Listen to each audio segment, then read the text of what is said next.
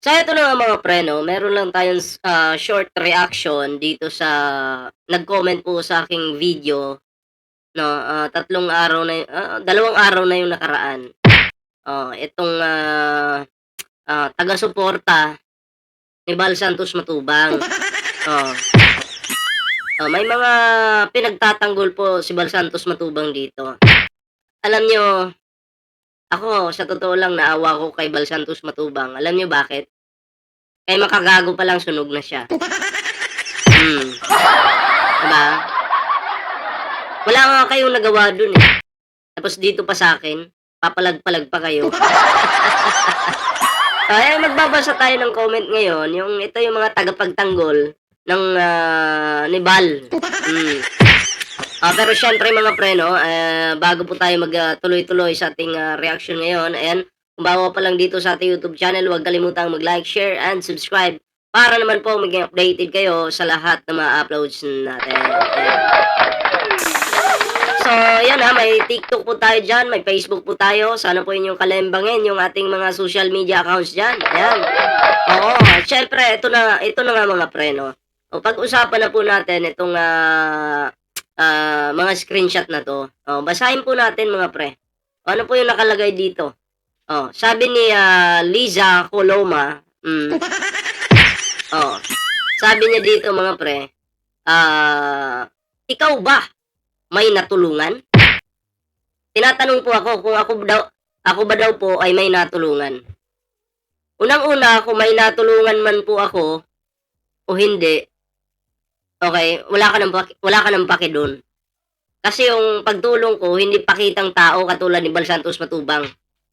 'Di ba? Naaasa lang sa sponsor. Tapos, yun ko na yung pantulong. Si Bal Santos Matubang ba talaga yung nakatulong o siya yung natulungan? Ha? Pera ng sponsor? Tapos, sasabihin nyo si Bal Santos yung nakatulong? Pera ng sponsor yan ah. Ano palagi yung sinasabi ni Bal Santos Matubang? Ano palagi yung sinasabi niya? Wala na tayong matulungan mga kaibigan dahil wala pa mang sponsor. Kaya nga may landing pad umaasa siya sa sponsor. Sa madaling salita, asa lang din po ito si Bal Matubang sa sponsor. Okay? Maliwanag po 'yan. Asa lang po 'yan sa sponsor. 'Di ba? Mukhang sponsor. Kung natatandaan nyo, pati si Mama Lou de Los Santos, sponsor yan Pinahiya niya ang Bal Santos Matubang na yan. Oo. Diba? Walang hiya nga ito pa. Tuloy natin. Sabi niya dito, ikaw ba ay may natulungan? Napabahayan? Unang-una, kung may napabahayan man ako, meron talaga. Binlag ko na yan. Diba? Binlag ko na yan. Pero hindi ko sariling pera yan Pera din ng sponsor yun. Hindi ko kiniklaim katulad ni Bal Santos Matubang na kiniklaim nila, ito na yung pabahay natin, ganito, ganyan, ganyan. Hindi naman niya pera. Diba? Sabi niya dito, basahin natin to. Alam mo, gusto ko react mo. At kay Kuya Bal kita una napanood. Eto, sasabihin ko lang din, unang-una, wala akong pake kung nagustuhan mo yung reaction ko o hindi. Wala akong pakialam sa nararamdaman mo. Tayo dito, ako, no? Kung sino yung gusto kong banatan pag mali, babanatan ko yan. Hindi makakaligtas yan kay Ballpoint Man. Bibigyan ko ng komento yan. Masakit man o hindi, kailangan mong tanggapin dahil yun totoo. Sabi pa niya, kahit grabe ka, magmura, sa akin lang, sa issue lang, dinadamay mo si Bal na wala naman sinabi. Dinadamay ko si Bal daw, tapos walang sinabi. Ngayon, walang sinabi. Pero kung titingnan mo yung kanilang mga galawan, palpak. Bakit? Kahit walang sinabi yung tao, kumukha ka namang sponsor. 'Di ba? Asa ka lang sa mga OFW.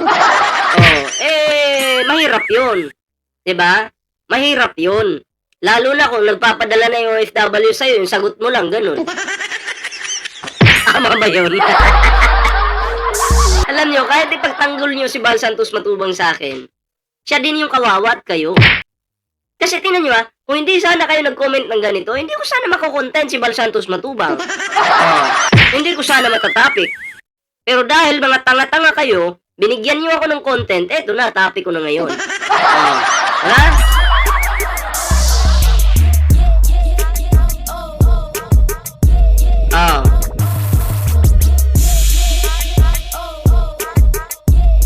Tuloy natin.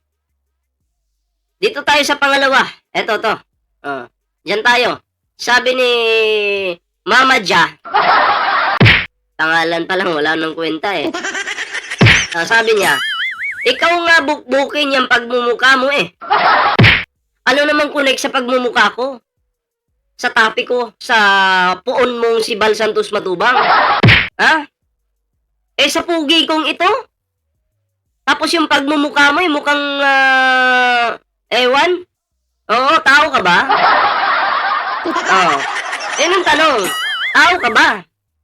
Diba? Ano daw yung pagmumukha mo? Pagmumukha ko. Kung titingnan mo nga yung mukha mo dito, ito i-flex ko lang yung mukha mo dito. I-flex ko lang. Para, kumpara mo yung mukha mo sa mukha ko. Pakitaan tayo ng mukha. Tangina, katanda-tanda mo na gaganyan, tatanga-tanga ka pa. Tingnan mo yung mukha mo sa mukha ko. Kumpara mo ngayon yung mukha mo sa mukha ko. Napakalayo, di ba? Mukha kang hampas lupang kulangot. Ha? Mukha kang hampas lupang kulangot na basura yung pagmumukha. Yan ang mukha mo. Yan na ba yung mukha mo? Kapangit-pangit na mukha mo, hindi pa pantay yung mata mo. Di ba? Yung ilong mo parang kinagat ng aso. Di ba? Bago ka pumansin sa mukha ng iba, tingnan mo muna yung mukha mo. Mukha kang hinugot sa kabao. Di ba? Tapos ang labo-labo pa ng picture mo. Yung picture mo, ang labo. Halatang walang pambili ng cellphone ng puta. Di ba? Ang labo-labo. Bili ka naman ng bagong ano. Pangit-pangit na nga ng mukha mo, pangit pa ng cellphone mo, ang labo-labo pa, may manlalait ka. Manalamin ka muna, hampas lupa ka lang. Tingnan mo yung sarili mo. Diba? Ikaw yung pukpok. Ikaw yung pukpok na walang kliyente. Bakit? Walang tumatanggap sa'yo. Kasi mas pangit ka sa personal. Pangit ka na sa picture, pangit ka pa sa personal.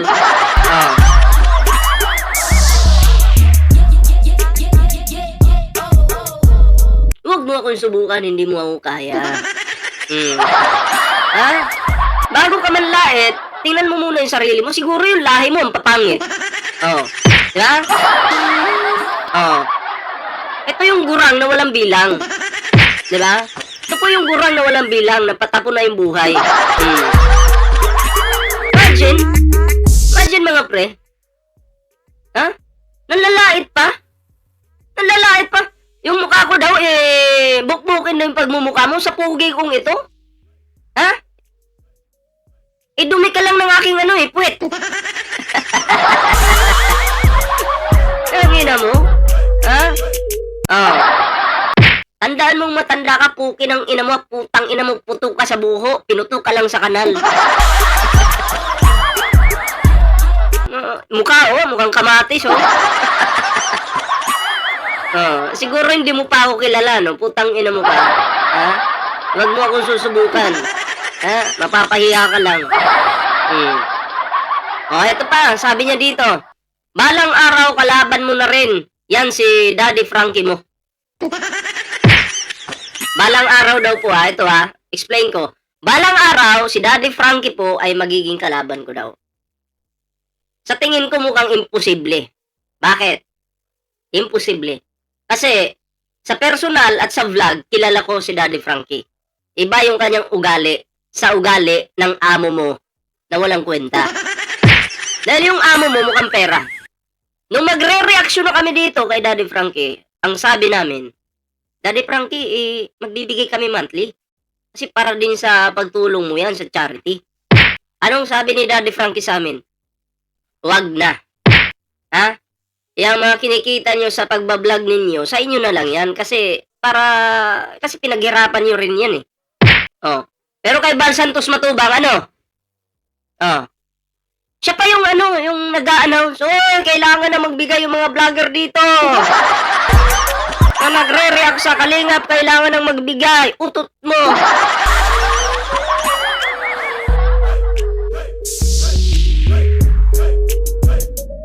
Ha? Utot mo, Brown. Ako magbibigay? Sus Mariusip. So, hindi mangyayari yun na sinasabi mo magiging kalaban ko si Daddy Frankie. Malabo. Yan yung lang iniisip mo. Kinukumpare mo si Daddy, kumbaga, dahil inaway ko, itong kumbaga, hindi ko naman inaway. Tinapi ko lang. Diba? Kung ano talaga siya. Oh. Hindi naman ako galit sa pagkatao ni Val Matubang.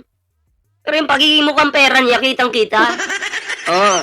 Hindi naman ako galit sa amo mo. Dahil tinapi ko lang yung amo mo, sasabihin mo, aawayin ko rin si Daddy Frankie in the future. Tanga. Oh. Pero yung amo mo, araw-arawin ko yan. Ito pa. Sabi niya dito, kahit grabe ka pa, saan ba yun? Oh. Wala naman masarap na tinapay sa mapapait mong kape eh. Parehas lang naman ang style ng charity vlogger. So, ang style ni Val Matubang at style ni Daddy Frankie, parehas lang ba? Sa tingin ko, hindi eh. Kasi si Val Matubang, plastic. Hindi na nga tinutuloy yung pagtulong eh. Diba? Ano yung ginagawa nila ngayon? Love team. Mga magagandang babae yung kinukontent nila. Pagtulong pa ba yan?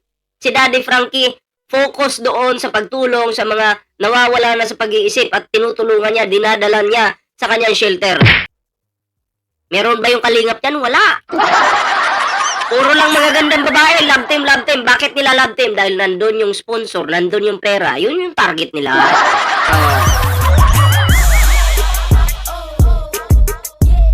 Ito real talk to.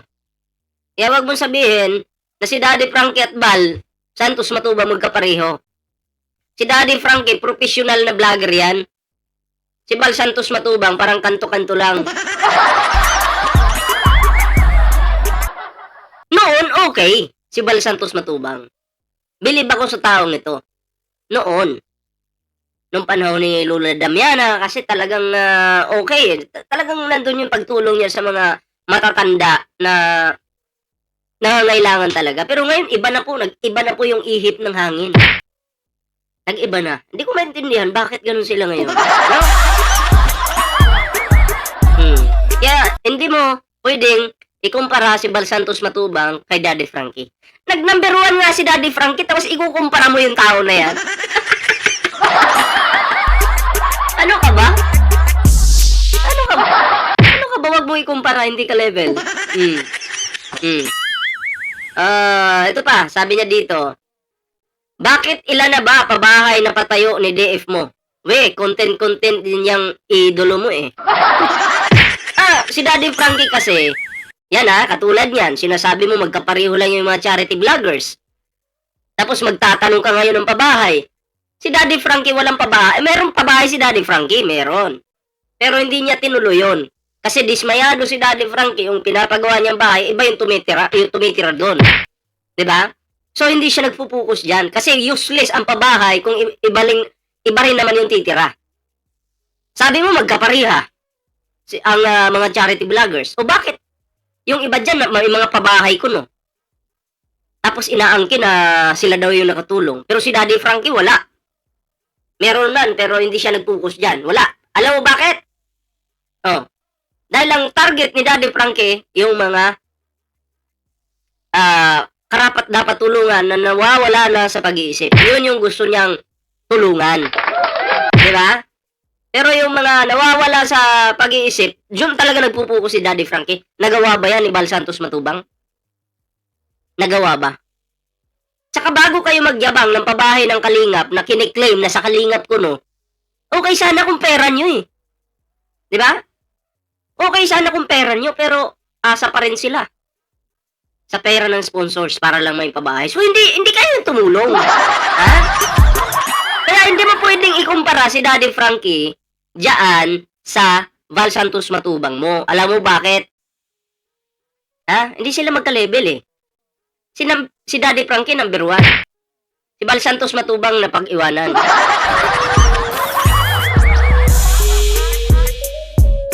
Diba? Tama naman ako. Bakit kayo masasaktan? Tama naman ako, di ba? Napag-iwanan. Kung ang Kalingap may mga pabahay, si Daddy Frankie, tumutulong sa mga nawawala sa pag-iisip. So, hindi sila magkapareho. Hindi. Ang kaibahan lang dito, si Daddy Frankie nagpagawa ng malaking shelter, pera niya yung ginastos, tapos doon niya dadalhin yung mga gusto niyang tulungan. Kasi si Daddy Frankie, noon pa man, negosyante na yan, may pera na yan. Si Val Santos Matubang, walang-wala yan nun. Diba? Nagkapera lang dahil dyan sa paggamit sa mga mahihirap.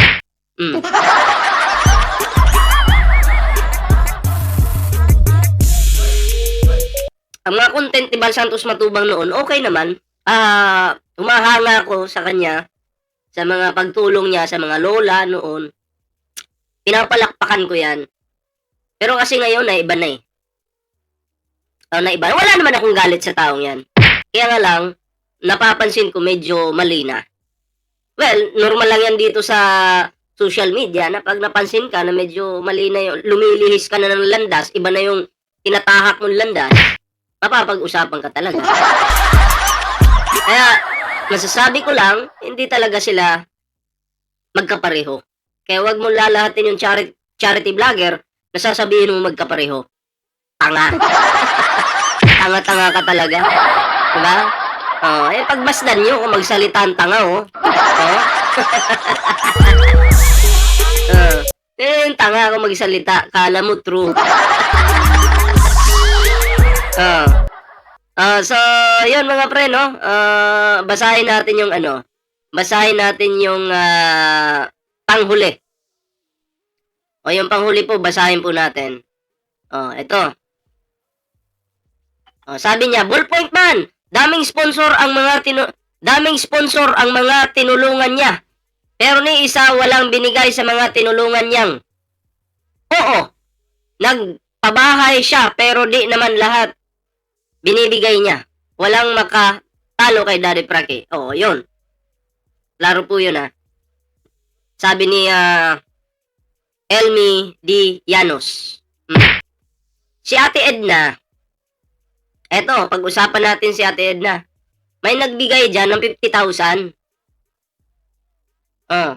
Pero sa kasamaang palad, yung 50,000 na yun, pantulong yun Sa kasamaang palad, di umano, ito ay nagastos. Hindi nagastos dun sa beneficiary. Ginastos lang niya, di umano. Yan ba yung matulungin? Pera ng sponsor yun Bakit mo ginastos?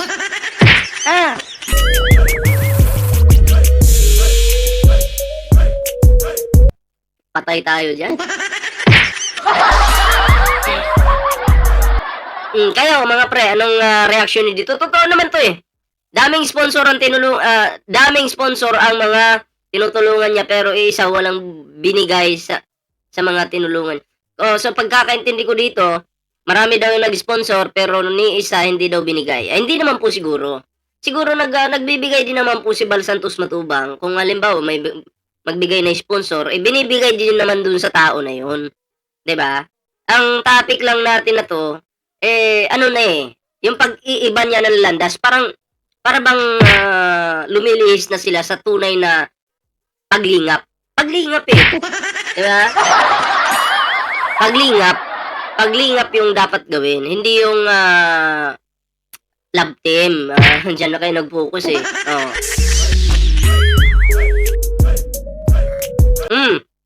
Kayo, anong masasabi nyo dito? Ayan, comment down below para naman po mabasa natin yung mga komento, mga reaksyon. So, yun.